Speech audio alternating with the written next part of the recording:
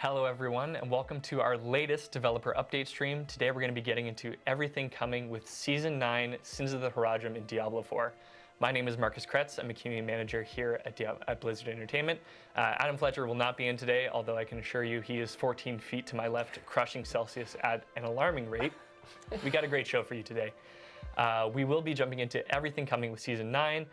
We've got a familiar cast of faces here today. We've got some lovely people. Today I'm joined by Miss Aislinn Hall. Aislinn, do you want to introduce yourself and tell everybody what you do on the Diablo team? Yeah, absolutely. So hi, I'm Aislinn. I am a systems designer working on the final design team. Typically, I work on seasons. Hi, I'm Charles Dunn. I'm a class designer working on the final design team. Also working on seasonal updates for all the class design stuff.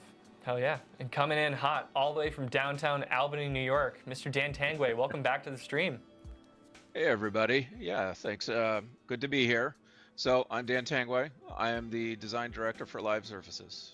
Nice. And, things aren't too hot in Albany these days, Dan? It's cooling down. There was a heat wave earlier. Electricity went out. No AC. No fun. Well, AC's back. We're good to go. We're good to party. Yeah. That's fantastic. And what better to party with than, very exciting to say, we've got a Twitch drop this stream. So if you have Twitch drops enabled on your account and you're watching on Twitch, you'll be able to snag the Lacunae's Pupil two-handed Sork staff. And the really exciting part about this staff is that it's got a nice crystal kitty on the end. So if you're a big cat fan like myself, you can watch this stream or any other eligible stream in the Diablo IV category for 30 minutes and you'll be able to claim that. We do have some FAQs for Twitch drops on our blog that announce the stream, so if you're having any issues, go and check it out. And no, you cannot watch the stream muted. You have to have us unmuted and listen to our beautiful voices to collect that stuff, so enjoy. To give you a little overview of the stream, it's been a while since we chatted since the Season 9 PTR. We're going to give you a bit of a refresher on the overview, what does Sins of the Horadrim bring. We're going to go through some class balance updates, some PTR changes, and then we're going to get into some Q&A towards the end of the stream. And so in terms of what questions we're kind of looking for the Q&A section, you know, something like what are the goals of seasonal class updates is a great question. Anything that's really speaking broadly to like the why of how we do things. You know, if you want the nitty-gritty changes, you can go check it out in the patch notes. But we're looking for, you know, nice and broad questions. I asked Dan what kind of question he might want to hear from chat, and he said, you know, do they prefer affix or affix? So, you know, some other things to chew on for that. But yeah, stick around towards the end of the stream. The community team will be grabbing your questions, and we'll look forward to answering those. Absolutely. So yeah, but without further ado, Sins of the Horadrim, they've been sinning. How have they sinned? We're going to find out. Dan Tangway is going to walk us through everything coming with the season and tell us what the Horadrim have been up to and why are we dealing with their past choices. Yeah, let's do that. So graphic here. And this graphic be pretty familiar to a lot of you, but that's going to cover all of what Season 9 contains, and it is a lot. So, Season 9, Sins of the Horadrim. First up, you're going to get a new quest line, new seasonal quest line. I'm going to go over a little bit about the premise behind that after I get through this massive list of things. Next up, seasonal content. So, as you saw in the PTR, we've got Horadric Spellcraft, and we've got Horadric Jewels. Both of those systems are pretty deep, and I'm going to kick it over to Aislinn after I'm done to chat through those. We also have a new season journey pet named Dante. He's a good dog, but he certainly doesn't look good. But he'll be available, as will new reliquary rewards, which I feel are pretty self-explanatory. But then we're really excited to bring to you some permanent updates to the game as well. This is something we've heard a lot of feedback from y'all on, and we want to make sure that we were delivering it moving forward. And that's making sure that whenever we make updates to major systems, that those updates appear in both the seasonal and the eternal realms. Sometimes we'll call this evergreen, but at any rate, a lot of updates to Nightmare Dungeons that apply to both realms. We're going to talk a bit about Horadric Strongrooms. We're going to talk a bit about Escalating Nightmares, and some new Nightmare Dungeon affixes as well. And of course, we will talk about the Astaroth boss battle. Now, finally, we've got a lot of new loot and class updates that are coming to Season 9. That's something that Charles is much better suited to cover than I am, so we'll kick it over to him. and we'll probably finish up with some quality of life updates. So, let's jump into story. Let's see. I think we got a graphic. Yes, we're going to start with Astaroth. So, for those of you who remember, Astaroth is somebody we have faced down before in Diablo IV, but he's got a bit of a backstory that's pretty important to Season 9. So Astaroth is the Charred Duke. He's the guardian of the Cathedral of Hatred. He serves Mephisto. Somehow, not sure entirely how, but somehow he escapes hell, and he starts laying waste, burning down Scosglen. Wants to make it as his own private hell. Now, clearly, you know, the Druids of Scosglen will not put up for that. And so they partner up with a Horadric mage named Donan, which we will see in our next slide here. Now, Donan, here he is with those Horadric mages, or rather, with those Druids. He's the mage. They band together and ultimately defeat Astaroth. Now, well, sort of. Because much as what happens with powerful demons, Donan decides to trap Astaroth in a soul stone and buries that soul stone deep inside the earth. And as we all know, soul stones are ticking time bombs. And so by the start of Diablo IV, that is the situation we're looking at. Needless to say, Astaroth escapes. We defeat Astaroth as the Wanderer. Donan suffers some pretty tragic losses, including his life. And so in Season 9, this is our starting point, and there's something else going on. Something else is stirring in Scosglen, and it's up to us to discover what's going on. So we are going to partner up with Briona.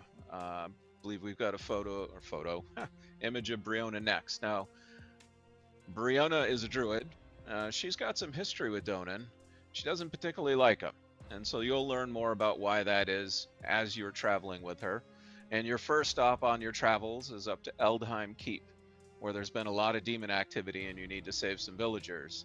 And at Eldheim Keep, you're going to make some pretty important discoveries for this season. I think we have some footage of that. So up in Eldheim Keep, you're going to be entering the keep. And on the floor, where there's some demons fighting over it, you're going to see what is known as a Horadric Wayfinder. And this Horadric Wayfinder is pretty special.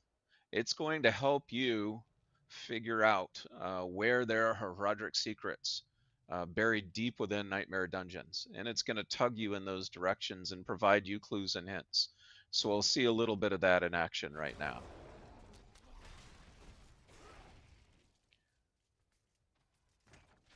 Now, as you get closer, a Horadric totem is going to reveal itself, a gateway. And upon clicking it, you've got to fight a couple of enemies that are guarding it. But ultimately, you're going to discover that it opens a portal to an unknown part of this particular dungeon. So once we're defeating these enemies, we'll see the portal, and then we're going to jump right through.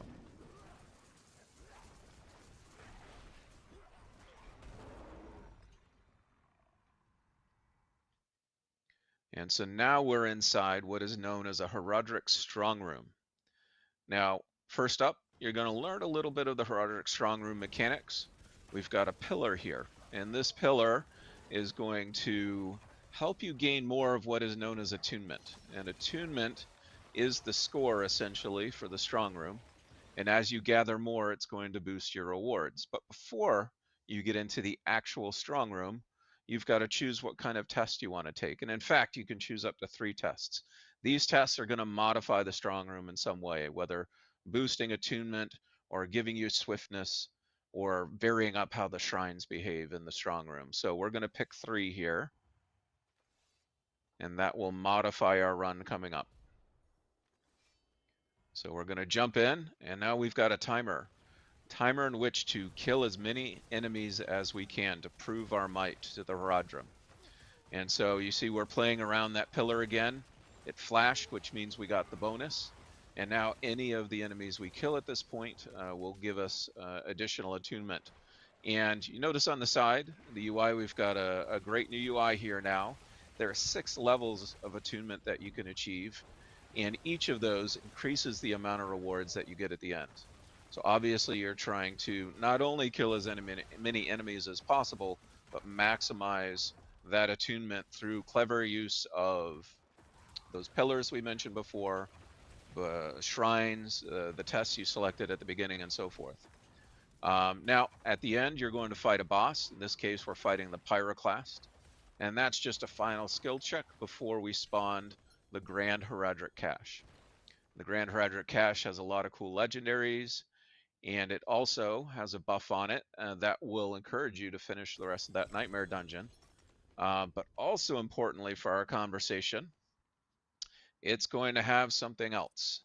And that something else is an escalation sigil, which you'll see in your inventory here. Now, this escalation sigil is important because this is the other big gameplay system that we've introduced permanently for Season 9. So let's talk about the escalation sigil for a bit. Now, this is going to spawn a series of dungeons. And at the end of that series of dungeons will be a boss if you're in the Torment tiers. So let's talk a little bit about the affixes because we've done a lot of work on those. You see our starting affixes here. You get one positive and one negative. Now the positive one is Equipment Delve. This is going to give you better loot drops as you go through. Also got Hunters. Hunters is a new affix, probably a little refurbished. I forget what it was called before, but this increases the monster speed of traversal and of attack against you, so that's not going to be too fun. Now when you get to the end of that dungeon, because I believe in you, you guys can get to the end of that dungeon, in addition to Equipment Delve and Hunters, you're going to get Forgotten Wisdom and Waller Elites. Now Waller Elites we all know and probably hate. I don't like them that much. Forgotten Wisdom is actually going to spawn XP wells around the dungeons, so you get an extra boost of XP as you're going through the dungeon and complete your runs. So let's see the Escalating Nightmares in all their glory. So this is a new run here. This one actually, we've got Horadric Bestiary, which is going to boost the amount of rep that you get for this particular run. And it's also got Khazra Hordes. Now Khazra Hordes is actually modifying the enemies in this case. There's a lot more Khazra. They've taken this up as their home, and they're a lot more powerful in this dungeon. And so you, of course, defeat the Khazra Abomination at the end. And note that we've spawned a portal. So you don't need to go back to town. You don't need to go into your inventory to continue to run. You can just continue it from right here. And when you click on it, you see what you're going to get next. So we're going to jump right in and load up the next dungeon here. And as we jump in, we're going to find, if we were reading the thing before, that there's actually a guaranteed strong room in this dungeon. So that's pretty cool.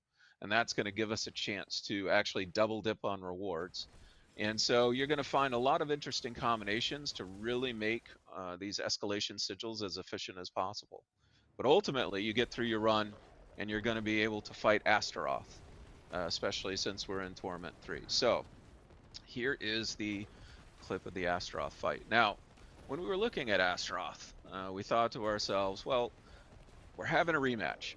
Obviously can't do the same fight, but since it is a rematch, we want to include elements of the previous fight. And so, the fight starts with Astaroth astride his mount, and all of this part of the fight should be pretty familiar to you at this point. But then we want to start changing it up. And what better way to really create the feeling of a rematch is now that you get to fight Astaroth one-on-one. But, even though the Amalgam is down, he's not out this time. And so the Amalgam is sitting in a pool regenerating, creating a hazard that you need to manage, while you also need to fight Astaroth. Of course, he can cheat and walk through the pool, but you can't. And so that's how the phases will escalate for Astaroth. And within the escalation sigil version of Astaroth, you even get new affixes and things like that that modify the fight even further. So we really tried to make this kind of a unique twist on a boss fight, something that you haven't seen before. And with that, I think I am done covering the Nightmare Dungeon section of this update. So I'm going to kick it over to Aislinn. And Aislinn is going to go pretty deep into Spellcraft and Jewels. Yeah, absolutely. Thank you so much, Dan. And I'm so excited to go into those Nightmare dungeons, those strong rooms, and especially the Escalating Sigil dungeons, because it's going to be a freaking huge burst of rewards. It's going to be great. It's going to be hard, too. Those Waller elites are going to be a pain. Yeah, especially when the affix stack up run over run throughout the Escalating Nightmares. It's going to be quite intense by the end. It can get very intense. That boss fight will be crazy. Intense. So yeah, now these are going to present their own sets of challenges. So of course, we need to utilize the Horadrim's power in order to overcome those challenges. So with Season 9, we have Horadric Spellcraft. So there's a lot of different components to Horadric Spellcraft. So we're going to go over a quick overview and then dive a little deeper into how exactly it works. There are 3 different things that comprise the entirety of your Horadric spell. You're going to be crafting a Horadric spell in Season 9. You're going to need a catalyst. The catalyst is effectively the core of the spell. It tells the spell that it's going to be a celestial storm of stars, or it's going to be a beam of arcane energy that disintegrates your foes. And then secondarily, that catalyst needs to have a damage type. So you need to infuse it with one of 5 different elemental damage types. These can be fire, lightning, frost, and poison, and I'm not going to remember the last one. And yeah, so that determines the elemental damage type of the spell, and it also gives it some nifty extra effects too. And then finally, there's Arcana, which are just like extra bits and baubles you can add to go even further into customization. So like you can probably imagine, this is the build your own spell kind of power. And each one has a ton of unique utility as well. You're going to be able to disable various enemies' elite affixes. You're going to be able to garner powerful effects for your own build, like vulnerable or crowd control. There's tons of stuff you can do with it. So without further ado, let's jump into how exactly that works and how you'll be slotting it. So on the left side here, we have Celestial Surge. That is the tooltip for one of the 5 catalysts that you can actually equip. It is the one that causes a star storm to fall on enemies. On the right-hand side, we have the Smoldering Ember, which is an infusion. So this will make Celestial Surge a fire version of the catalyst. So you will need to slot Celestial Surge, and you're going to have to assign it to one of the skills on your hotbar. So in the middle section, and we'll have a video to kind of show this, but basically you assign Celestial Surge to one of your own skills, and when you use that skill, it invokes Celestial Surge with the Smoldering Ember infusion applied to it. So let's take a look at what that actually looks like. So here we are, kind of tinkering with our Horadric Spellcraft in the UI. We're going to equip Celestial Surge, and we're going to assign it to our rightmost skill, which in this case is Lightning Storm, I believe. So whenever we cast Lightning Storm and Celestial Surge is off cooldown, we are going to cast Celestial Surge in addition to channeling Lightning Storm. Now, we can't use Celestial Surge, like I said, unless we have an infusion equipped. So we are also additionally going to equip Smoldering Ember and make that Celestial Surge a fire version of itself. And Dan, luckily for you, this makes it so it destroys Waller elites as well. So for anyone else out there that also dislikes Waller elites, this will cause Celestial Surge to break those walls down, which is pretty great. It will also turn off Chilling Winds as well. So yeah, now we have a functional spell. So let's go in. We're casting Lightning Storm, and we also see these stars falling. Not a very fun time for them, but a pretty great time for us. Everyone explodes, and we have a good day. Awesome. Now, there is a 3rd component to Horadric spells. It is called Arcana. So with Arcana, you don't need Arcana equipped for your Horadric Spellcraft to function, but it gives it a bunch of awesome extra effects. So we have 3 examples here. I'll go over them just really quickly. We have the Sapping Crux. It causes your catalyst to also apply Vulnerable for a pretty substantial amount of time, so you can effectively solve Vulnerable through this system. We have Reactive Ooze, which causes you to generate a pretty substantial amount of your resource every second for the next 10 seconds, so you can potentially solve your resource through that. And then we also have Sharpening Gizmo, which will blast people for quite a bit of physical damage and increase the lucky hit chance of your catalyst. Spoiler, your catalyst has a lucky hit chance, which can be really, really useful. Now, we also have some fancier Arcana. These examples are Magic and Rare Arcana, but the Nightmare Orb is Legendary. So Legendary Arcana is a bit different in that each of their effects differ based on which catalyst you apply them to. So these 2 tooltips might look the same at first glance, but they're actually for 2 different catalysts in the game. The left-hand side one is specifically for propulsion. So it causes propulsion to additionally fear enemies, and while they're feared, they periodically explode, which we will also check out. It sounds very scary, to be honest. And then on the right-hand side one, we have the disintegrate version, which causes them to take way more damage while they're feared from the actual catalyst effect, which is pretty great. So let's take a look at what this looks like in action. So we have a Spiritborn here who has the Nightmare Orb equipped to propulsion. Boom, propulsion explodes everywhere. They are all freaking out, they're feared, and they're exploding even more. And to be honest, I would also probably be feared if I was constantly exploding. So that makes sense. And that is the quick and dirty overview of the Horadric Spellcraft system. There's a ton to experiment with in this system. Can't wait for you guys to dig into it. There's so many different combinatorics, so many different possibilities. So go wild, go crazy, try everything. It's a blast. Yeah, I really love how you can customize it, not only in like the effect of the spell, but also like how you use it, right? They do have cooldowns, but then you can assign it to any one of the skills on your hotbar. So if you just like want to save it for a specific utility moment, right? You've customized it in such a way that, hey, it solves those Waller affixes, right? Yeah. And that's what you want to use it for. You can make sure it's assigned to a cooldown that you're going to save for that right moment. Or if you're just trying to really optimize its damage output and its DPS, you just put it on your basic or core skill that you know it's going to come up very often. And you don't need to really think too hard about it. It's just going to trigger when it triggers. Yep. It's true. Like the crazy amount of combinations that come from the system. Like I know I said on the PTR stream, and I feel like the people who have played the PTR will be advantaged now because I feel like this is something that the patch notes just can't do justice. It's going to be very hard to read through that and get a good example of how you can theory craft and build craft through these. So it's really something you're going to need to jump into the game, get your hands on, and then really start to tinker with because there are so many possibilities. So if you have played the PTR and you know these systems, then you've already got that advantage of knowing how intricate these systems are. So. It's true, it's true. And there's not just that. You know, you thought that was enough Horadric magic. There's more. Throw another layer on it. Why not? Yes, there's also Horadric jewels. So Horadric jewels are powerful gems that you can use to augment your Horadric spellcraft and your character's build even further. So when you go into these strong rooms, once you're in Torment difficulty, whenever you complete one, you're going to find a Horadric tome. And this is knowledge that the Horadrim have stored away to craft these really powerful, unique Horadric jewels. Once you find the tome and you use it, you can go to a crafting station and then with gem fragments and the seasonal currency, craft Horadric jewels. They're crafted with Horadric vials and gem fragments. It's not as many gem fragments as it was to craft occult gems, so it's not quite as a massive grind as it was before. And they're specifically socketed into amulets and rings. So you have 3 sockets that are specifically designated for this, which means that you can have up to 3 Horadric jewels.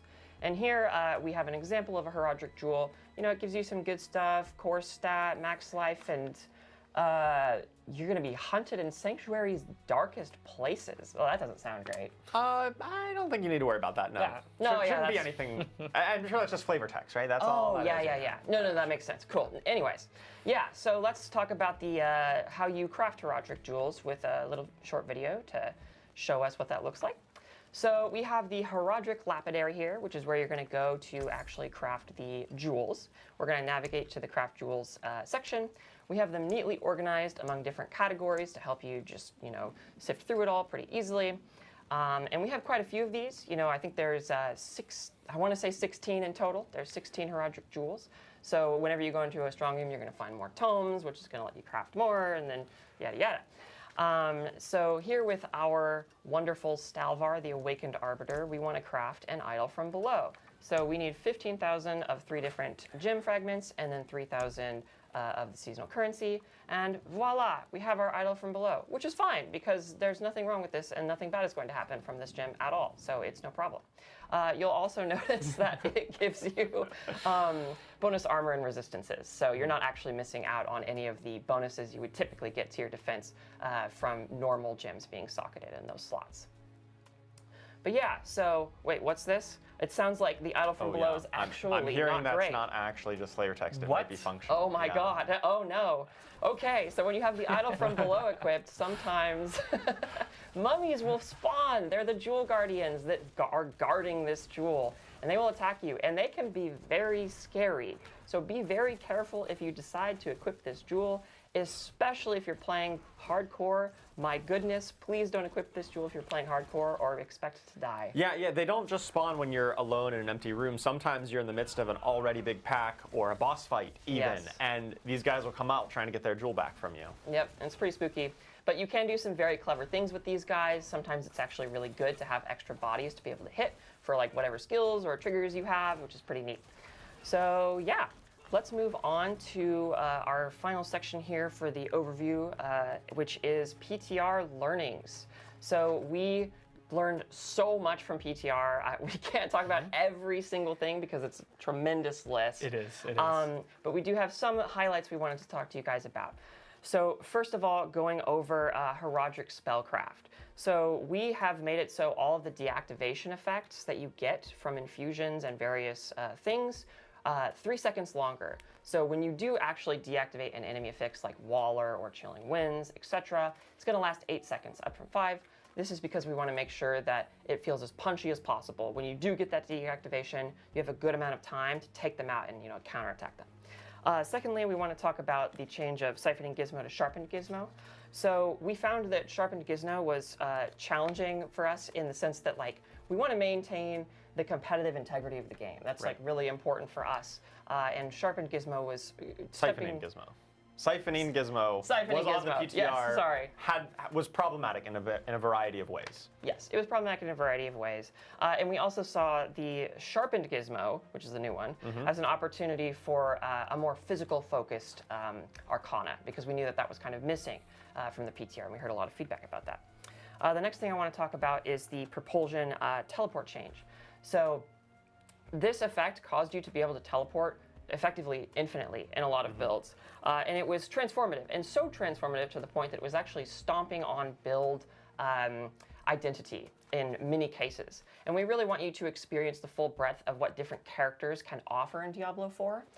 We don't want it to all be condensed down to one thing, right? Yeah, when you're playing a different class and a different build, you want your gameplay to feel meaningfully different. And these, the Horadric Spellcraft here is kind of a complement on top of what you're already doing. It's a unique utility. It's an interesting wrinkle to your build. Yes. And on the PTR, we found that this particular teleport propulsion interaction was basically eclipsing everything else. Yep. And every single build, if you just looked at a clip of different people playing different classes, it looked identical. Yeah. And that's not exactly the kind of gameplay that we think is healthy for Diablo IV. Yeah, we want to make sure every build has a different silhouette and feels very different and textured. So that's really important to us. Another thing I want to talk about is that Disintegrate has a much wider area now. So before it was kind of a tiny little beam between you and the Disintegrate thing, but now it's much bigger. So you should be able to disintegrate many more enemies with it, which is great.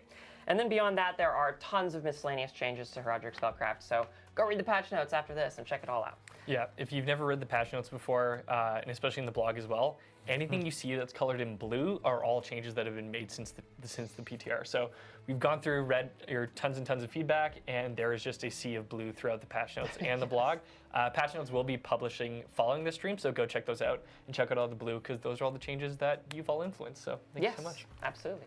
All right, so moving on to Horadric Jewels. So the first thing, we added an entirely new Horadric Jewel. It's called the Will Breaker.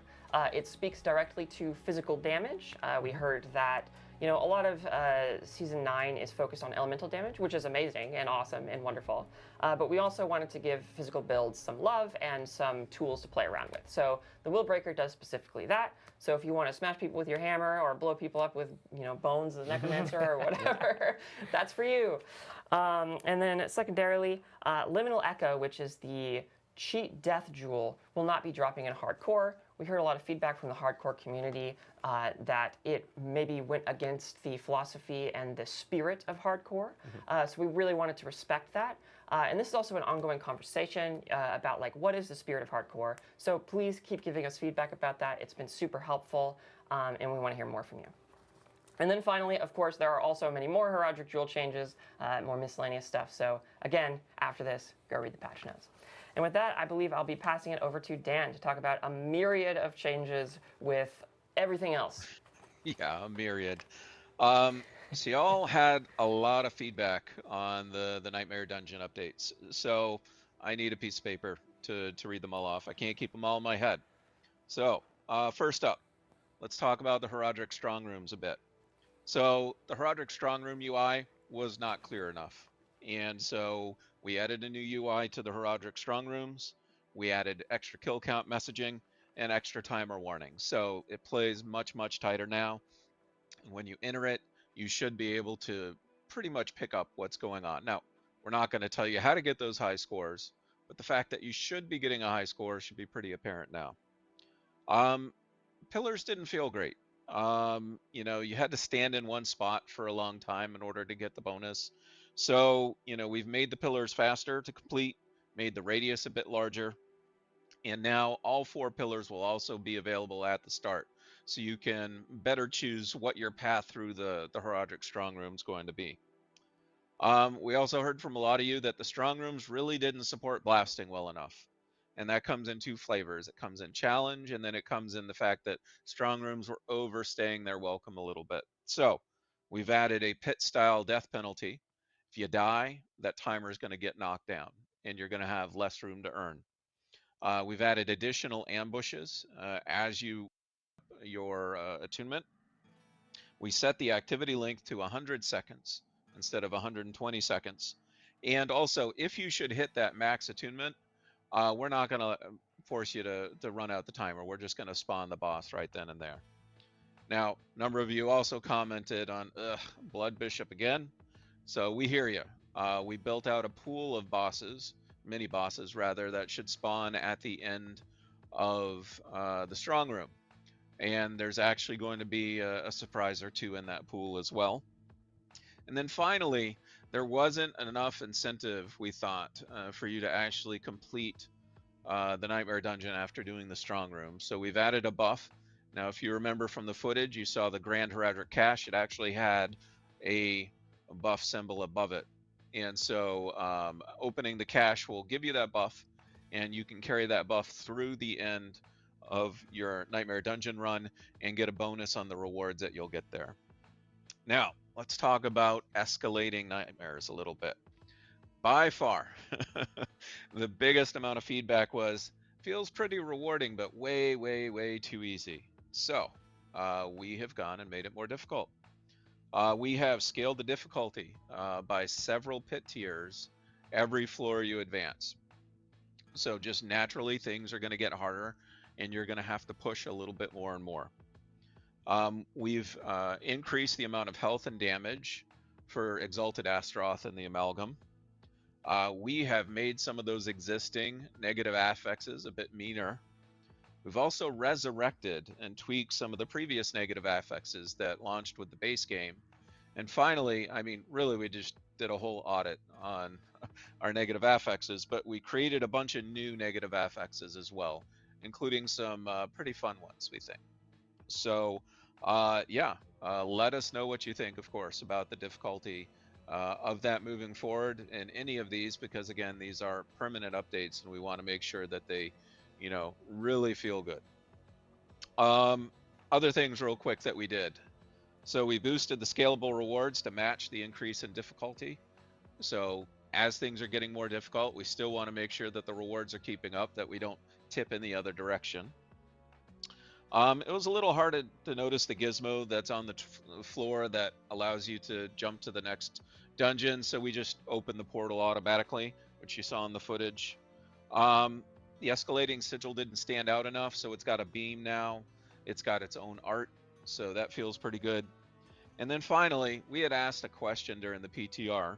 You know, do folks want to have to wait until Torment 1 in order to be able to do escalating nightmares? And we heard from you, and you said, no, we don't want to wait. And we agree. So we actually created a pre-Torment version of the Escalating Sigil. It's not as rewarding because you're not in Torment. And it won't feature the Astaroth boss fight at the end. The Astaroth boss fight, the Exalted version, has been tuned specifically for Torment. So we wanted to make sure that that was preserved. But still, you should get a good sense of escalation pre-Torment if you're lucky enough to encounter one of those as you're leveling up to 60. And that's it for the list here. Again, please keep giving us feedback. We love to hear from you, and we want to keep improving the game. So back over to you guys in Irvine.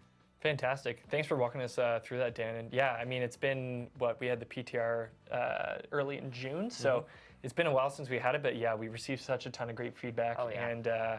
And yeah, Dan, like, it sounds awesome. Like, the Strongrooms are punchier, the Escalating Nightmares are more nightmarish, and, you know, Dan made a great point too, like, those are going to be permanent additions to both, excuse me, Eternal and Seasonal realms. So we do really want your feedback on that because it is going to be an iterative and then permanent process, permanent part of the game. So we do want to tweak it where possible and get those in there. Yeah, it's super important that we get the new Nightmare Dungeon stuff and the Escalating Nightmares really down well. Because we want it to be a repeatable thing that you're doing pretty consistently in your experience. So when you are doing that kind of stuff fairly consistently, it needs to feel like really punchy. It needs to feel really smooth. So it will be a very iterative process. We will be taking a look at more feedback coming in and probably making additional improvements to it over time. Yeah, absolutely. And Dan will be coming back for Q&A at the end of the stream. So we will be grabbing your questions then. And I did want to call out Mac Hayes from chat when Dan was going through the Horadric Strongrooms, said, blast me up, Dan. So love to see that. Love to see that in chat. Heck yeah. But yeah, in terms of more changes coming down the pipe, probably our biggest, most substantial part of the patch notes is always the balance changes that we have coming in. So Charles Dunn, take us to the promised land. What balance changes do you have for us? Yeah, I'd love to talk about all the class updates that we did for Season 9. And so my section, I'll be talking about some of the new stuff that came in that you may have seen on the PTR, but also talking about some of the adjustments we've made since the PTR. Some of the learnings, some of the feedback we've gotten, and how we've iterated since then. So at a high level, there's a few broader initiatives that we've done that really affect all classes in some ways that we're doing here for Season 9. The first one you probably saw a lot on the PTR was a basic skill buff. Listed about basically every basic skill in the game, and most of them were buffed rather dramatically. Some of them 2 or 3x their damage increase. The impetus here was that we wanted to look kind of comprehensively at the game as a whole, the wider balance, and think, you know, our basic skills really fitting where they should in terms of their overall damage output and how they fit into builds, and really they were just like well behind the curve. Yeah. We want them to feel much more impactful, be a bit more, you know, feel better when you first get them, but also be easier to kind of build around as you go and build up your character. We buffed up the baseline versions of a lot of these skills, but we did take a look at some of the legendary and unique aspects that interact with them. Our goal wasn't to be like, oh, basic skill builds, you know, kind of like we saw with Spiritborn and Barb in the past. We didn't want those to be like, oh, here, this is we're making them the new meta. Yeah. This is more around like rebalancing the whole game as a whole. And we started with basic skills, trying to establish a firm power budget for them. And we're going to be looking and doing these kind of passes on other categories of skills, such as core skills, ultimates, etc., in future seasons. That's going to be like an area of focus for us moving forward. We're just starting here with basic skills. Yeah, it's like a health pass really on basic skills, and we'll be taking more looks at more categories. Right. With the from the PTR, one big thing we noticed was that Pain Gorger's Gauntlets, one of the unique items that really empowers these basic skill builds, was definitely not living up to its billing. It didn't crit or overpower whenever its damage kind of echoed out, and it's supposed to be like a multiplier on your basic skill damage, but really it fell a lot short. So we've made an update so that now Pain Gorger's Gauntlets is going to be able to crit and overpower just like your basic skill damage. So that should definitely be a huge boon to those types of builds. Yes. Speaking of overpower, though, overpower was overpowered, and we have done some nerfs to it. For the past few seasons, overpower-based builds have been definitely dominating the top of the meta, and it was definitely crowding out builds that really couldn't utilize that, things like dot-based builds or others. Yeah. So with that in mind, on the PTR, we tested an 80% reduction in the additive damage calculation of overpower. Not to get too in the weeds here, but there's kind of like an additive amount of damage that's based on how much fortified life and maximum life you have built up. We've just removed that completely. We tried an 80% reduction in what it was, and we decided it's still too strong, it's still too complicated, and we just removed that portion. So now when you overpower, you're going to do up to 50% bonus damage, just like a critical strike, but that's kind of going to be the end of the calculation there. We still anticipate, you know, if you really want to, the biggest damage number hits are still going to be when you crit and overpower at the same time, but it's not going to be that you must overpower or else nothing else matters. Right. It's just going to be in that same kind of bucket as critical strikes. Yeah, there's a certain point where something becomes so powerful that that occurs, where it's like, if you didn't do that, then nothing else matters. And that Right. starts to kind of erode the whole game experience. Yes. And finally, we did a pass on all the key passives in the game. Much like the basic skill kind of audit that we did, we looked at all the key passives and really wanted to look at some of the ones that were like outliers. They caused some of our builds that were 10, 100x stronger than other builds. A lot of times that came down to key passives that were scaling or interacting in ways that gave you far more benefit than some other key passives on other classes. And so some of those ones that had kind of that uncapped scaling, we added in caps to make sure that they don't get completely out of control. And ones that were like definitely underperforming, we did some rather substantial buffs to them to help bring them up to kind of parity across the board. So definitely I'll be touched on that a little bit later as we get into individual classes. So let's get on to the individual classes, starting with Barbarian. So our goals for Barbarian this season is definitely a meta refresh on exactly the Barbarian meta. For the past few seasons, we've seen a lot of Earthquakes, a lot of Dust Devils, a lot of the summons being really dominant. And those are cool, but a lot of the Barbarian's core fantasy is around hitting people with weapons. And so we decided, okay, we need to do some nerfs to Earthquakes and some of those other effects that aren't quite as physical, hitting with weapons, and buff up things like Whirlwind and Hammer of the Ancients that are a lot more core to Barbarian's base fantasy. Absolutely. With that in mind, we also got the new unique item, the Hooves of the Mountain God. Let's take a look at that here. This is the new unique boots item that is going to allow your basic skills, which I just talked about, to cleave. So once you hit maximum fury, you're going to start rapidly draining that fury, and while you're in kind of this draining state, your basic skills are going to cleave and do massively increased damage.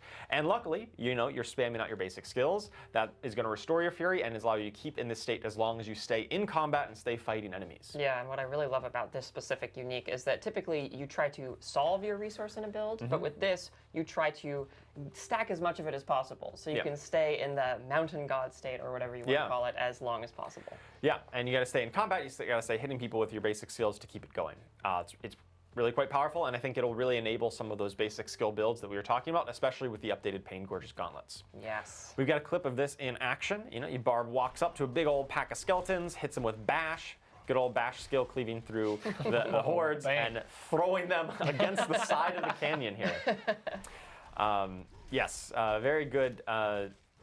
A new unique to enable basic skill builds. Not just bash, all of the basic skills will cleave with this. So find out which one works best for you. Yeah, Frenzy. Can I hear any Frenzy enjoyers? Yeah, indeed. All right, let's move on to Druid here. So the Druid updates this season were mainly focused around Pulverize as a kind of a main skill that we wanted to look at. I'll get more into that as we talk about the Rotting Lightbringer in a moment, the new unique that talks with Pulverize.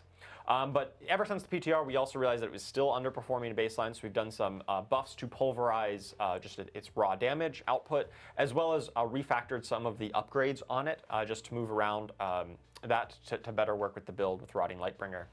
But it wasn't just that. We also did a variety of other buffs on Druid. We know that Druid has historically, for the past handful of seasons, been probably the worst class in the game, certainly in terms of representation, how many people are playing it, how late into the end game, how strong they're getting. It's definitely fallen behind the pack. Yes. And so with that in mind, we've done buffs to a wide variety of the Druid builds. I can't just say any particular buff. It's a handful of legendaries and uniques and skills that got buffed up just to bring the whole class up a little bit. So let's take a look at that Rotting Lightbringer, that new unique. We did see this on the PTR, but it has been rather substantially reworked since then. We heard a lot of feedback that it wasn't quite as usable, it wasn't as good as it could be. So the new version of Rotting Lightbringer says that if no puddle is around you, then Pulverize is going to form a puddle of poison that guarantees its own overpower and deals a massive amount of its normal damage as poisoning over time. Yeah, this is really excellent because you can just go around and just make a bunch. Yes, it is no longer tied. It used to have like a 10-second cooldown, which felt really bad, where you would try to Pulverize and you're like, oh, the cooldown's not up, and then you move to the next pack and it doesn't work. It was very, it didn't work as well as you had hoped. Yeah. So with this new update, it should definitely work quite a bit better. And every time you do Pulverize, all of the puddles around you are going to splash some of their damage, because what's better than splashing poison all around? Let's take a look at this new version of Rotting Lightbringer in action. So you run up, you form a puddle, you move off to the side, you make a second puddle, you can form more than just 2, and every time that you pulverize, all of your existing puddles are going to do that little splash of AoE around them and pulse some more damage. Yeah, so when you're in a room with just a ton of monsters, or like a strong room, for example, Yeah. you can just go around and make a bunch and have some fun in the sun. Or not the sun, because I guess you're in the dark dungeon. Yeah, it is a The nightmare sun dungeon. and the poison comes with you. Yeah, oh, how nice. Wonderful. Okay, let's move on to the Necromancer here. The Necromancer, similar to Druid, had a variety of buffs, specifically to Golem builds, Bone builds, and Shadow builds. Some of these builds were definitely falling behind the rest of the pack on Necromancer and compared to other classes in the game. So we've done a handful of buffs to those builds since the PTR to bring them up and really help to make them a bit more competitive.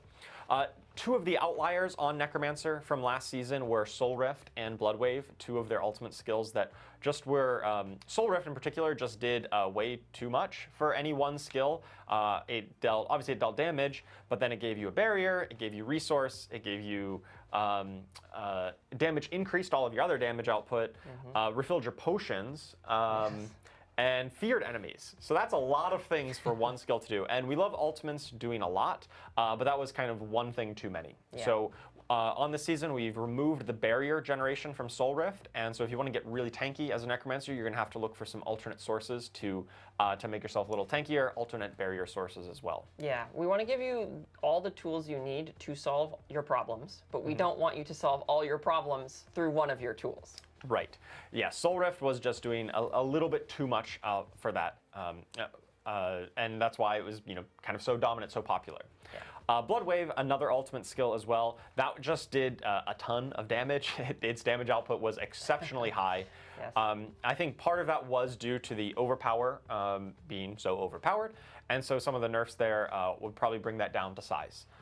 So we expect Bloodwave to hopefully not be the absolute dominant way of playing Necromancer, and we hope that some of those other builds like Golem, Bone, and Shadow have a few other ways of playing. We've also got the new unique, the Hand of Naz. This is a pretty cool new way of playing the class, specifically Minion Necromancer. Let's take a look.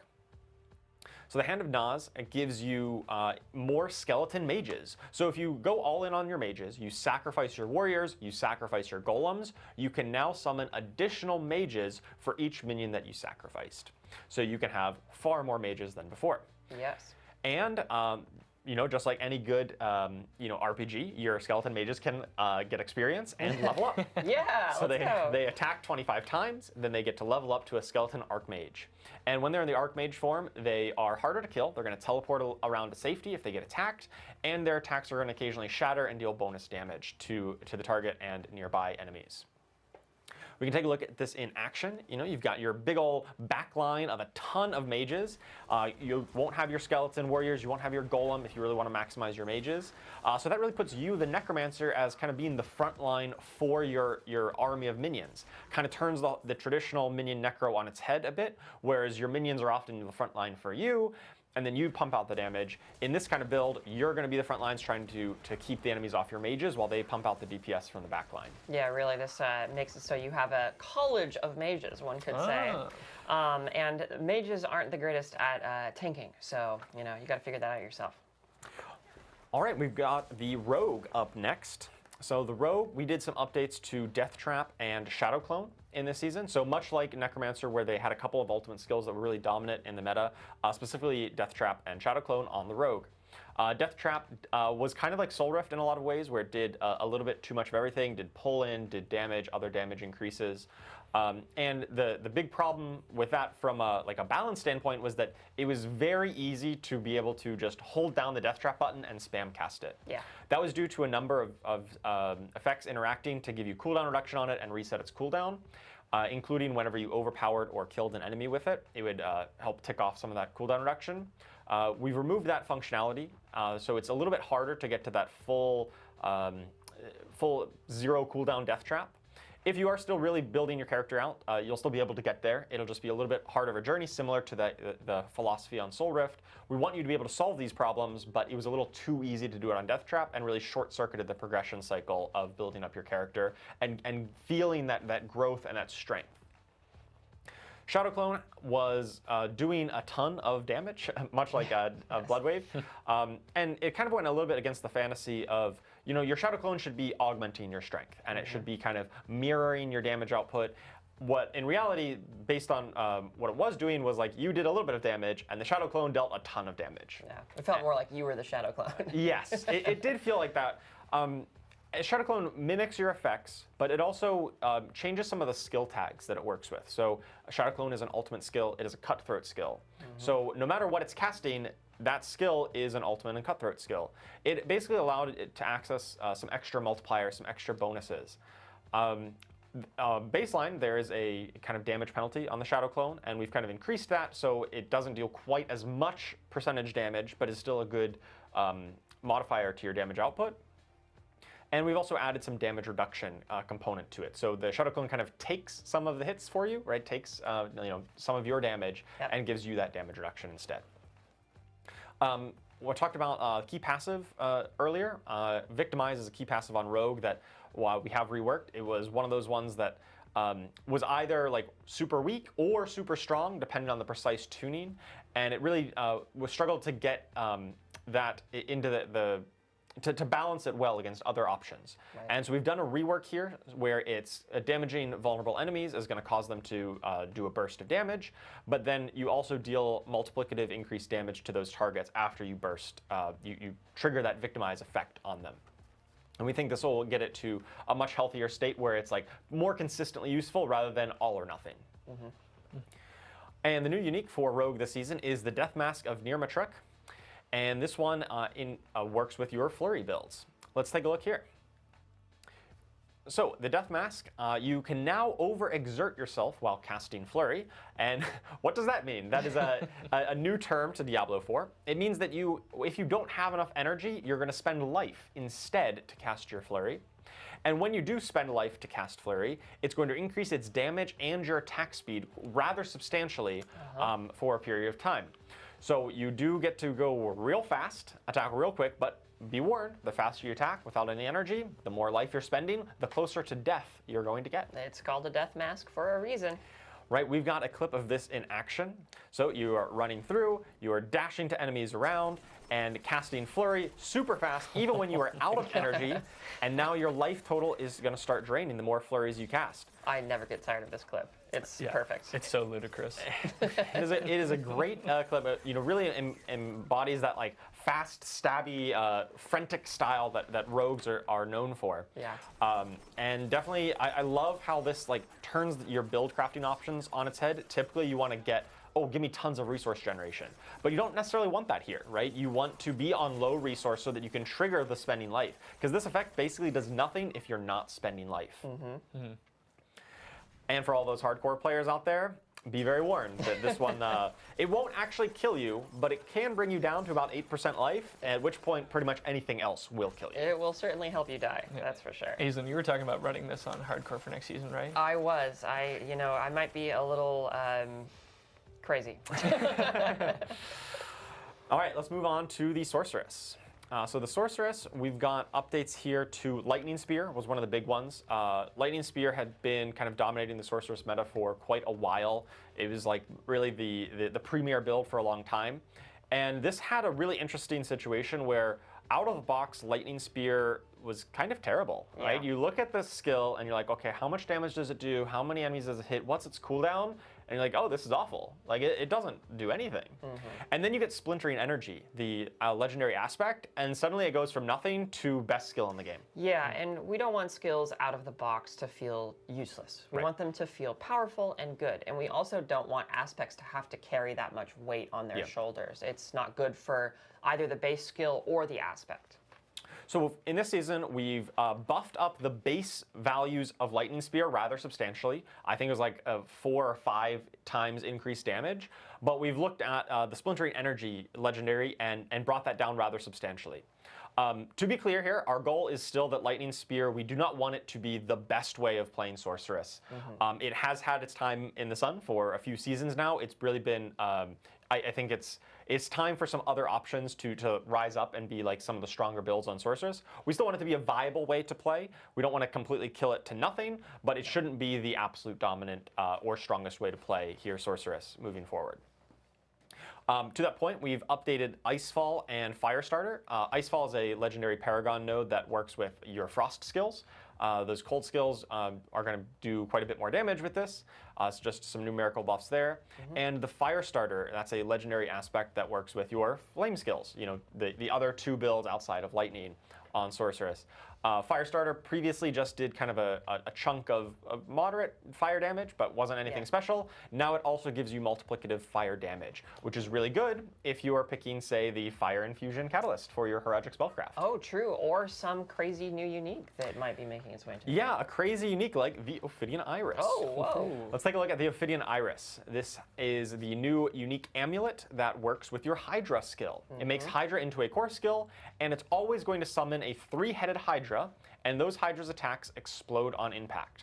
Now, previously, you could build up effects that gave you more heads to your Hydra, and for every head above 3 that your Hydra would have had, instead it grows in size and deals multiplicatively more damage.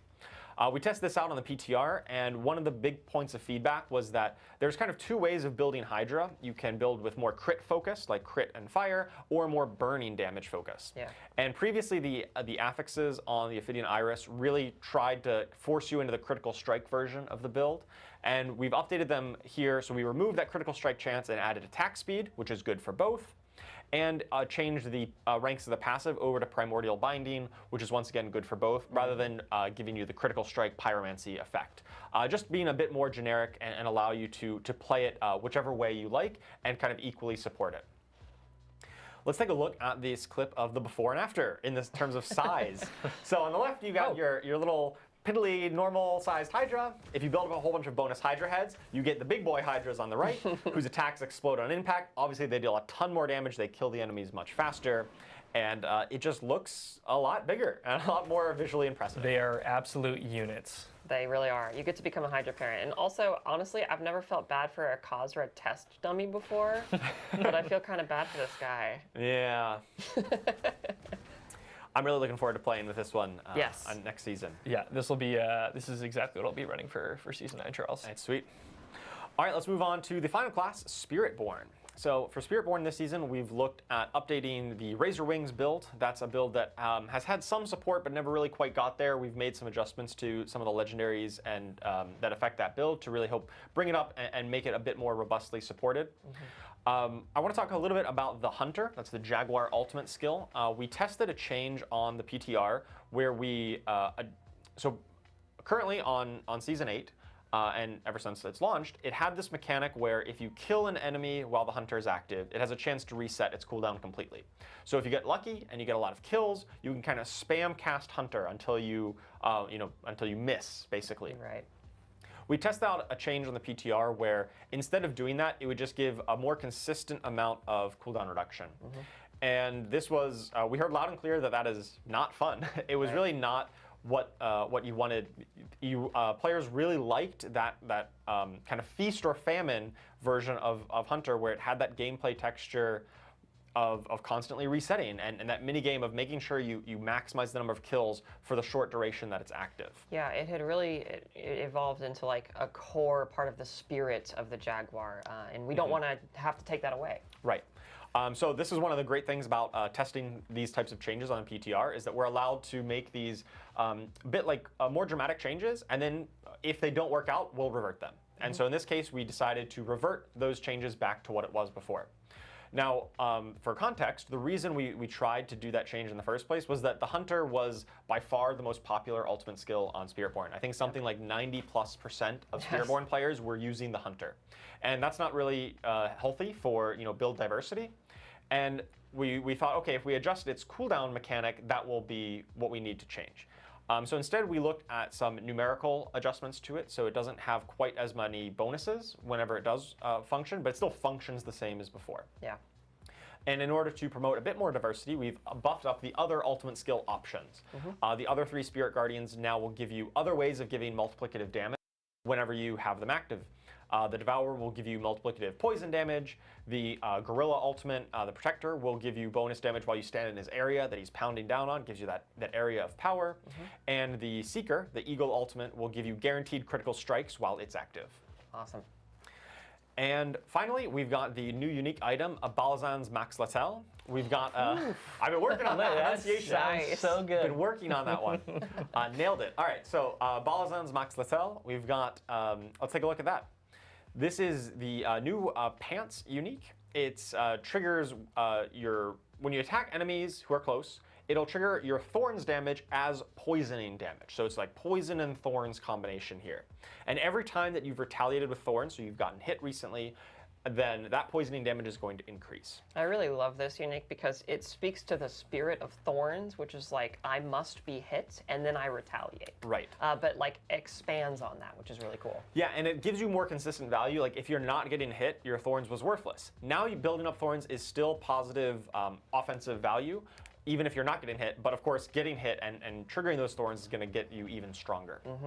On the PTR, this was definitely very powerful. Very powerful. Very, very strong. We did adjust its numbers down quite substantially. The percentage of Thorns converted has been reduced. We still expect this to be a very powerful build, but it's gotten brought down a notch or two because it was by far the most powerful build that we saw on the PTR. Yeah. All right, we've got a clip of this in action here. Right, so you're standing in the middle, you're getting hit, you're clicking your defensive skill so that you can survive, and then once you get hit and stack that up, you can go around and apply bonus poisoning Thorns damage to all of the enemies around you. Those idiots. Why are they even hitting you? I don't know. All right, and so that covers all of the class updates. Once again, make sure you check out the patch notes after this live stream here. Check out the blog. It's got all of the details. I kind of glossed over some of them because there's so many details to go into. That's a lot. Go and check those out for all of the very specific changes that we're making come Season 9. And can't wait for you to see, to try out all of these new effects. Woo! Thank you for that, Charles. Take a bow. Yeah, the patch notes are absolutely massive this season. They won't be hitting in all languages following the stream. We're looking to have those published just prior to the start of the season on July 1st. So some languages will be available, but expect most of them towards the start of the season because the patch notes are absolutely massive. So like Charles said, dive into them, get those changes, and Charles, can we get that Spiritborn unique name one more time? Balazan's Max Latel. Balazan's Max Latel. Heard it here first. The man's a pro. The man's a pro. So as we've gone through this stream, we've got all these great components from Season 9 coming through. We've got the Project Strongrooms, we've got Escalating Nightmares, we have all these excellent balance changes and class updates coming in. So it feels like we've got this nice cake, and we just need a little bit of frosting and some sprinkles just to finish it off. So I know, Aislinn, you've got some nice little tidbits to get into towards the end in terms of system updates. So what can we look forward to in Season 9?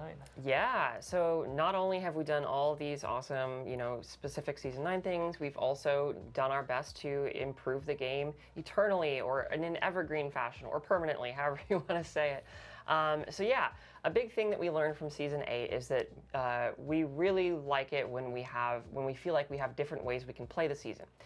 So in Season 8 specifically, you went into the Apparition Incursions, and it sometimes ended up feeling while you were leveling like you had to do it a bit more than you actually wanted to. Like you'd rather go do some other things. And so the way we want to change that in Season 9 and going forward forever is elites and bosses are now going to grant seasonal reputation regardless of what the season is. It doesn't matter what the season theme is, you can always make progress towards reputation by killing those strong enemies.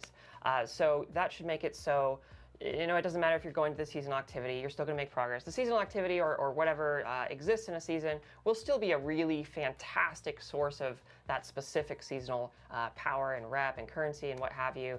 But we want you to feel like you can just take some detours and explore the game at your own pace and in your own way, and the season still recognizes that. And similarly, we had Lair Hordes grant seasonal currency in Season 8 specifically because it was the season of bosses, but we decided to just keep that going forward because basically all roads lead to lair bosses now. Like you're going to find lair keys by doing a variety of activities. And so it felt like a very ubiquitous place for us to imbue seasonal currency into the game as well. And this isn't to say, this isn't an exhaustive list, right? I gotta wave over here. This isn't an exhaustive list. You are still going to be earning extra seasonal reputation and seasonal currency from doing seasonal specific stuff too. So it should just be a much larger pool of ways to play. But yeah, so with that said, let's jump into some of the permanent details or permanent changes and details of the Nightmare Dungeon and Escalation Nightmare systems.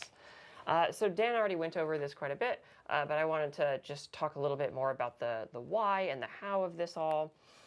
So we added a bunch of new affixes, positive affixes to Nightmare Dungeons.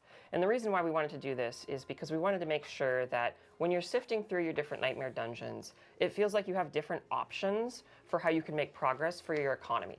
So you'll notice that these blue affixes, like the Horadric Materials Reserve, Gem Reserve, Gold Reserve, they're pretty self-explanatory. If you go into those dungeons, you are going to get more materials from the chests that appear, or more gems, or more gold. And there's quite a few of these different positive affixes. And the big impetus behind this is we really wanted you to be able to sift through your Nightmare Dungeons, find the gap in what you're currently looking for. Like, for example, if you want to craft a Horadric Jewel and you need gem fragments, go find the Horadric Gem Reserve Nightmare Dungeons and run a bunch of them. And so hopefully this is like a tool that you guys can utilize and really patch up those problems. And secondarily, we also know that if players are going to be going into Nightmare Dungeons much more frequently going forward, that there should probably be a lot of replayability and variety in the negative affix experience too. So it kind of feels a little different and cool. So we really took our time. We kind of rebranded, rethemed a bunch of the affixes. We added a bunch of new ones, like Dark Omen is specifically an entirely new one. So be careful going into one of those dungeons. And we also added many more of the potential elite affix, the elite affixes that can appear on Nightmare Dungeons, like for example, Waller, Vampiric is another one. And this is all just, again, to make Nightmare Dungeons feel like there's more variety as you're playing through all of them. Awesome.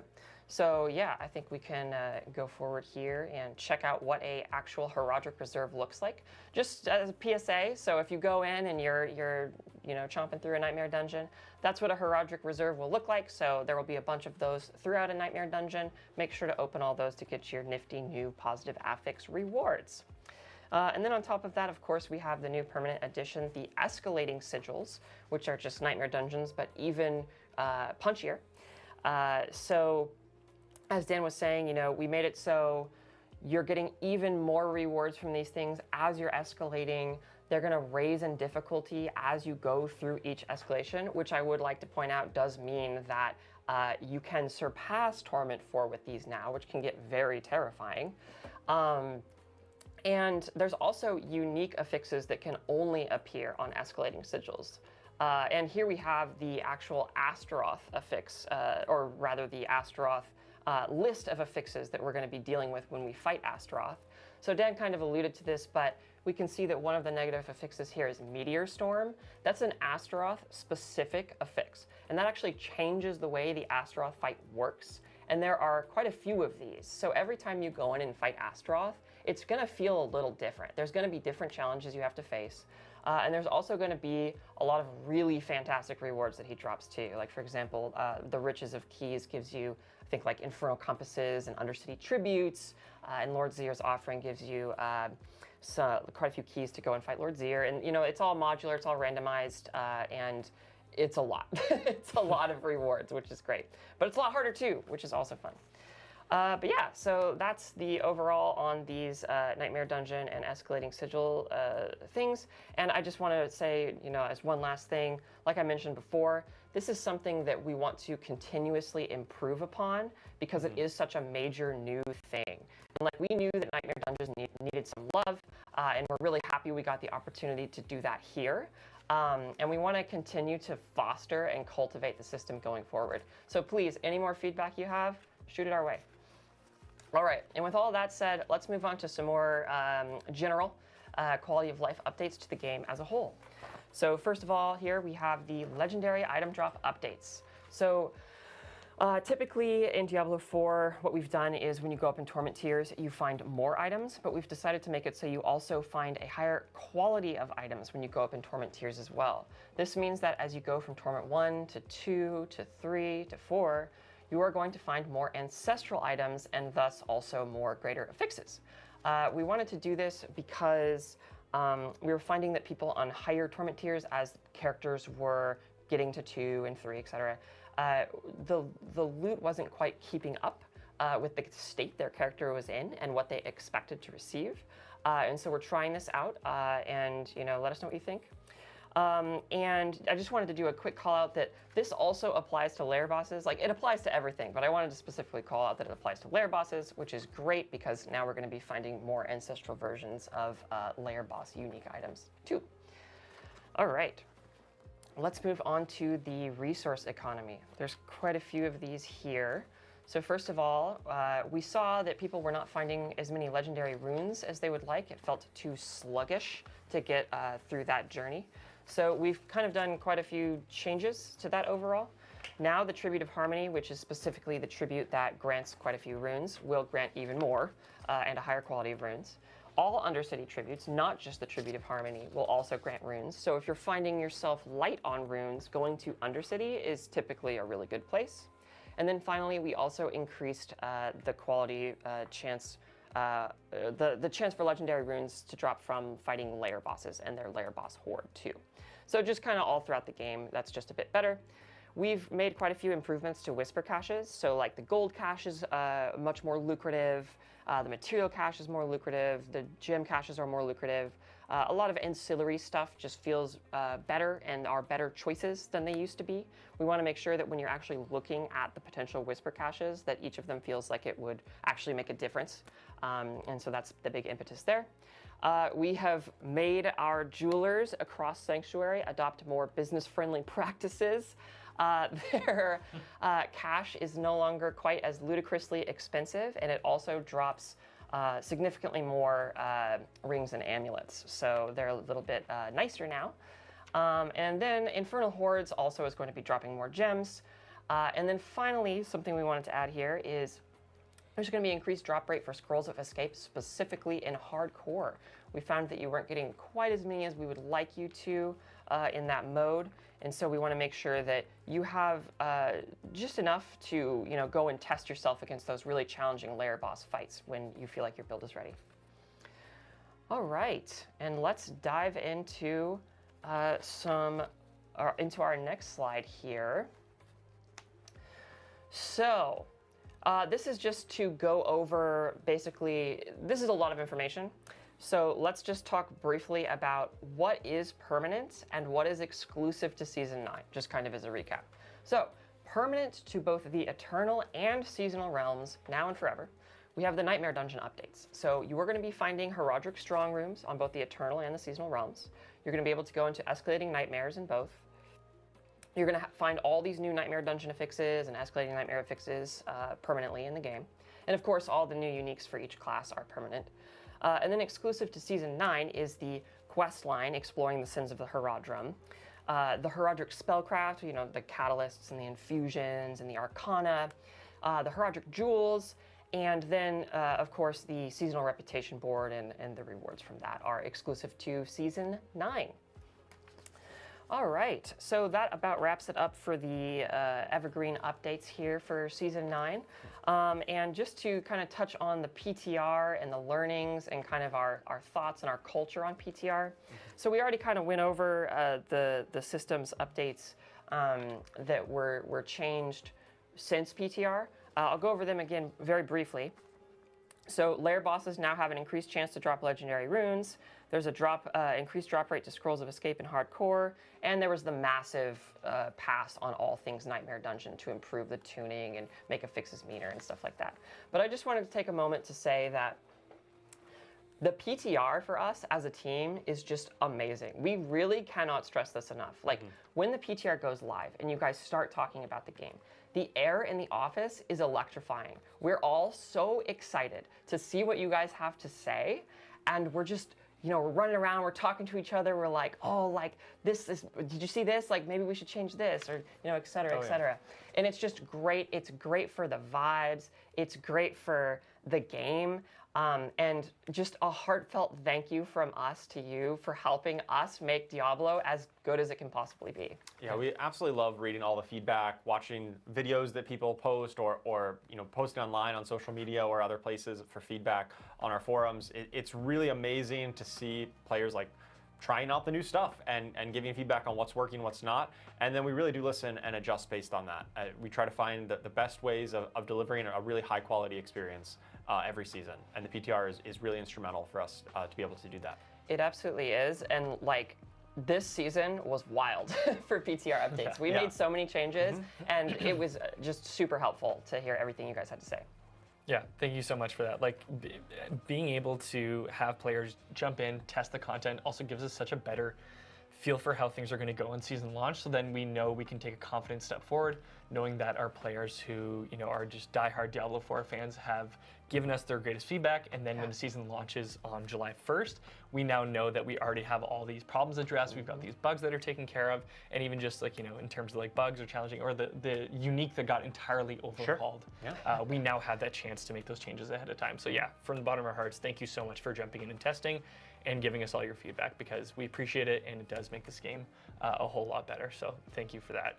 And that brings us closer to the end of our show. We've got some excellent Q&A lined up for you. So we're going to bring Dan back from Albany, and we do have a few questions lined up. The first thing that we do want to ask our devs here is, for the Horadric Spellcraft, are those powers account bound? Are they partition bound? Or do you need to level them up specifically for each alt? Yeah, so they're going to be partition bound. So on, for example, seasonal softcore, if you make a new character, you'll have all your progress from your previous seasonal softcore character. So it's partition bound. If you make a new seasonal hardcore character, you would have to find the new Horadric Spellcraft, but then any future seasonal hardcore character you make would have access to that same progression. Awesome, nice. Okay, we've got our first question coming in from the Sanctuary Discord. Getty asks, how does the team currently feel about boss design? Are invulnerable phases something you're looking to continue with in future bosses? And that's an interesting one, because the Astaroth fight that just came back does have some interesting mechanics that aren't quite invulnerability, but it's more of like a segmented phase. So. Yeah, so that's something that we've been talking about a lot internally, you know, with the new changes to the layer bosses. I think it's something that we, sometimes it's important, like it's cool for like the vibes of the fight if a boss has an invulnerability phase, but we also recognize that like once you get to a point where you feel like you can beat a boss, sometimes the invulnerability phase can feel like an obstacle, potentially an unwanted obstacle. And so the team has definitely been exploring some ways that we can create that similar feeling without necessarily putting a hard stop on a fight. Yeah, there's definitely some examples even already in the game where it's like, hey, if you're able to kind of beat a DPS check, and you're able to get the boss like down to a certain amount, or kill it before the phase, then you're able to do that. That's definitely one good example that we're definitely looking at kind of replicating in some other boss fights. Nice. Okay, Charmed Chaos. Does the strong room time count against the dungeon's completion time, or are they separate? Dan, you want to take that one? I'm thinking about this right now, and I am not entirely certain. My guess is that it does count towards the dungeon completion time, but yeah, I think we're gonna have to, you know, go back to the team and post an update online about that. Cool. I guess it's a philosophical question of, you know, is the strong room its own realm? Like, are you defying the logic of where you are in the dungeon? Or, I mean, you do blast through it pretty quick, which is good. But then, you might take your time leaving it or going back in to find some more goodies. So yeah, that's an excellent question. I've got another one from Why So Blue Panda Bear. Don't be sad, Panda Bear. At Diablo, do we still get Obdicite in these escalation nightmare dungeon runs? Oh, yeah, you do. There's also even there is an affix that increases the amount of Obdicite you get. And again, also the escalating Nightmare dungeon runs scale. So scale with rewards, excuse me, and difficulty. But as you go up and up and up, you just get more Obdicite and the affixes become better. So if you find like the extra Obdicite affix later on, it's like showering Obdicite. It's a lot. That's unreal. That's absolutely unreal. This one's for you. Might be for Aislinn. The Bird King. Has anything been confirmed about GA or general greater affix rates going up at higher torment tiers? Oh, yeah. So that slide we had talking about the increased quality per torment, they will be going up, yes. You're going to be finding more ancestral items, and so consequentially, you're going to be finding more greater affix items and items with more greater affixes as well. Unreal. Thank you for that, Aislinn. Scream Hard at Diablo, question for Q&A. Will we start to see seasonal power systems incorporated into the base game? There have been several that I was fond of that could add depth. Yeah, I can talk a bit about that. Obviously, every season when we make some of these powers, like the Horadric Spellcraft or the Witchcraft powers and the boss powers in the past, they were exclusive to that season. Yep. That being said, we are a team with a bunch of designers who are always looking for good ideas, and especially good ideas that have proven to work in the game. And so we definitely, when we're looking at making future systems and future improvements to the game, we are absolutely looking at some of the best performing seasonal powers and thinking about how we can integrate that into the game. So it's very likely you'll see some of the better received and more popular seasonal powers potentially return in the future. But for the time being, they do still exist just in their season. But they are absolutely still on our radar to bring back in other forms and other ways for future content. Mm-hmm. Yeah. Yeah, and I do love, even for the season overall, instead of having seasonal powers that we have and then look at the favorite ones, such a massive part of the mechanics of this season are just already going to be permanent and in eternal and seasonal realms, which is so nice. So it's true. Yeah, really just those power systems are really the seasonal parts. And a lot of our focus on seasonal development is plussing up base aspects of the game, like the Nightmare Dungeon system as a whole. We're looking at making sure that part of the game is improved and is evergreen. And then a lot of the powers are things that are exclusive for the season, but we are still looking out for good designs and ways of bringing back the popular ones for the future. Hell yeah, absolutely, Charles. Mippy at Diablo, are the escalating nightmare sigils craftable or only droppable? Important question for leveling. I think I might send that one to you, Dan. Yeah, that's another one I'm not sure about, unfortunately. So I believe they should only be able to drop from the Horadric Strongrooms. That's where you'll be finding escalation sigils. Right.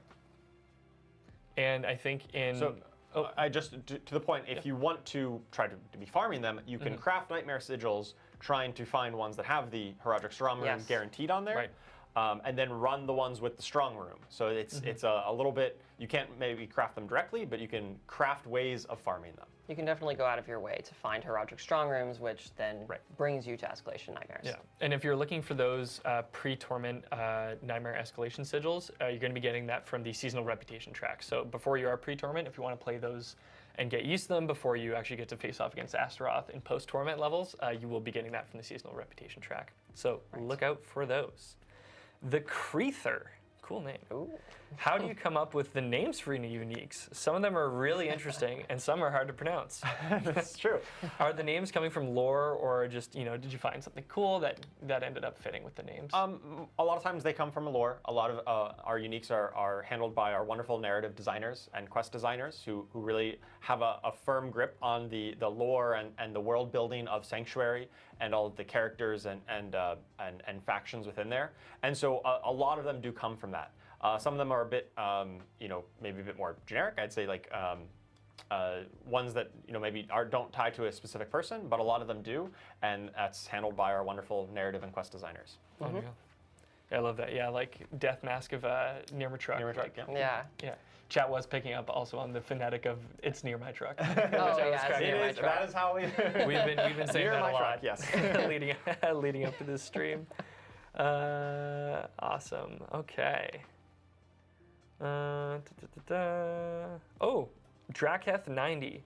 Will you consider allowing other boss fights to be customized with affixes like Astaroth? Sounds like a cool way to keep layered bosses dynamic and fresh. Oh yeah, yeah. We're really excited about the system with Astaroth, where he's going to feel different each time you fight him.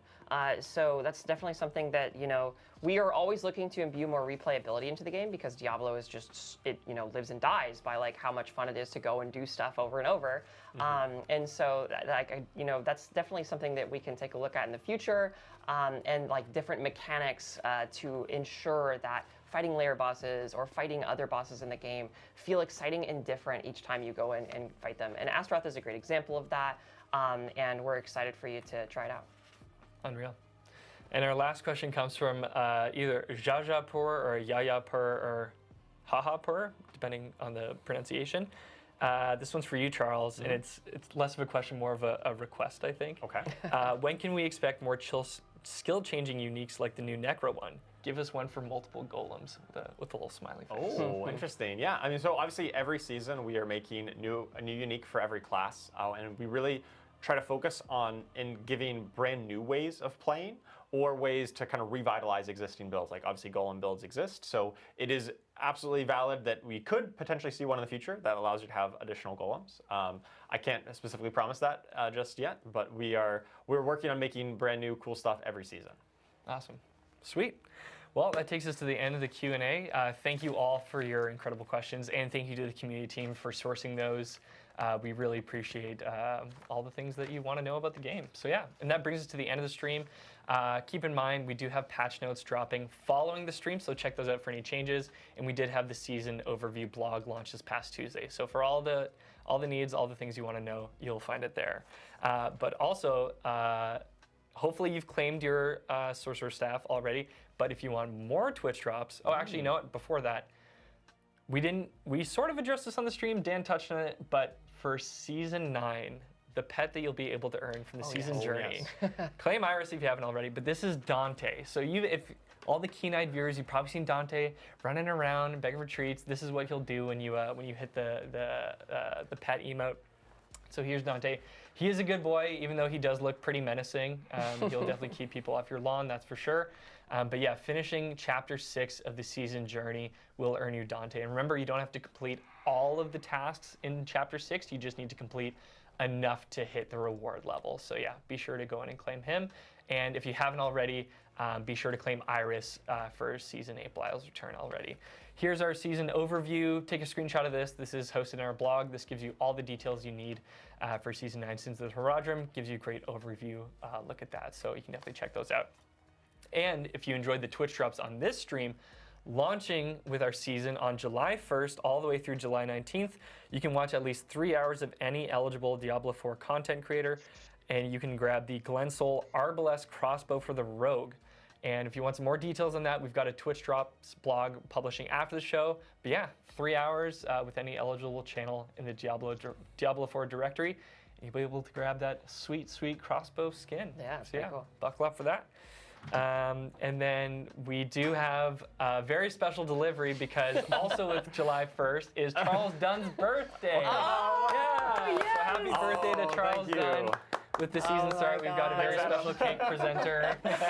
Yes, my birthday is July 1st, so we're launching a whole Diablo season just for my birthday. Yes, so it's all for Charles Dunn.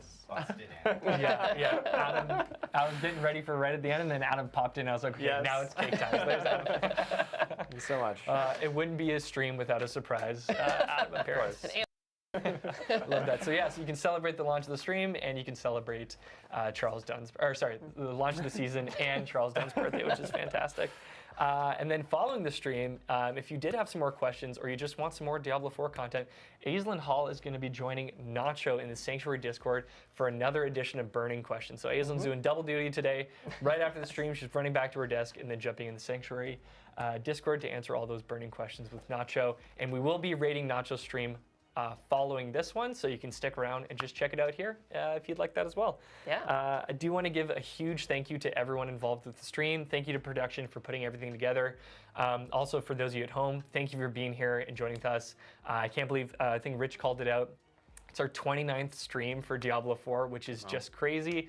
You know, Dan sticks around 3 hours later on the East Coast, so Dan's been staying up late with us throughout this week. So you all don't get to see just how busy Aizen, Charles, and Dan all are, and they dedicate a lot of time on their schedule to be here. So we really do appreciate you being here, and thanks for tuning in. So yeah, July 1st, Season 9 Sins of the Horadrim is launching. Check out those patch notes following the stream, and we'll see you all in Sanctuary. Awesome. Thanks, everyone. Thanks, guys. Bye. See ya.